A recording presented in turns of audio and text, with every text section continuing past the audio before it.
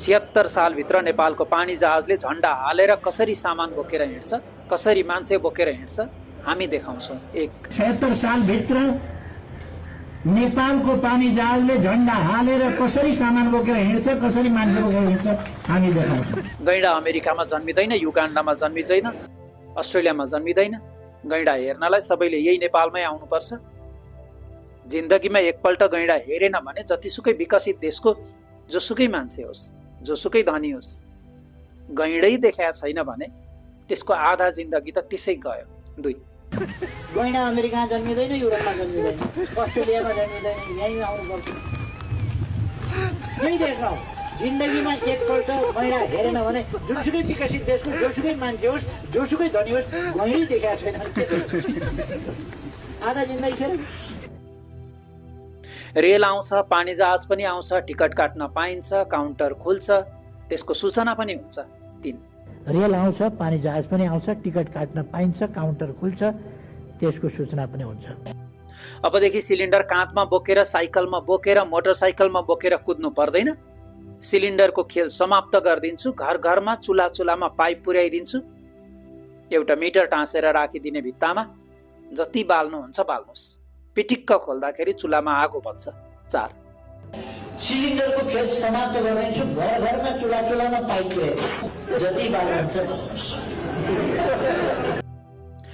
अब डिजेलको भुरुरुरु धुवा छोड्ने बस होइन, इलेक्ट्रिक बस चलाउनु पर्छ।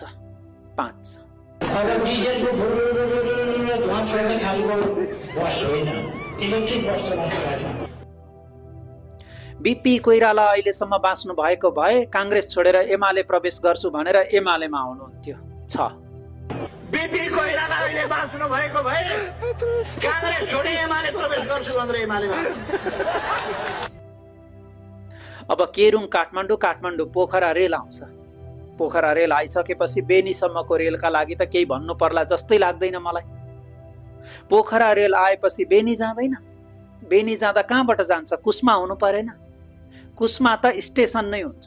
7 केरुङ काठमाडौँ पोखरा रेल आइसकेपछि बेनीसम्मका रेलका लागि त केही भन्नु पर्ला जस्तै लाग्दैन मलाई। पोखरा रेल आएपछि बेनी जाँदैन। बेनी जाँदा कहाँबाट जान्छ? कुस्मा हुनु परेन? कुस्मा त स्टेसनै हुन्छ। केही वर्षको कुरा हो यो। यी भाषणहरू हेर्दा र सुन्दा अहिले हामीलाई लाज हुन्छ, तर स्वयं ओलीलाई किन लज्जा नभएको? अभिमानकै कारण होइन? जे बोल्दा पनि हुन्छ नेताले। उनका यस्ता हावादारी भाषणहरूमा ताली ठोक्दै होमा हो मिलाउँदै र होटिङ गर्ने कार्यकर्ताहरू चाहिँ खस्ता। आजको नेपाल त ओलीको हातमा छ। देशको हालत हामीले भोगेकै छौँ। भोलिको नेपाल ओलीका कार्यकर्ताको हातमा जान्छ। हाम्रा छोराछोरीको के हालत होला? नीति बनाउनमा, काम गर्नमा, कानुन कार्यान्वयनमा भन्दा गफमा र कार्यकर्तालाई पद बाँड्नमा लिप्त मान्छेलाई भोट दिने हामी कस्ता जनता?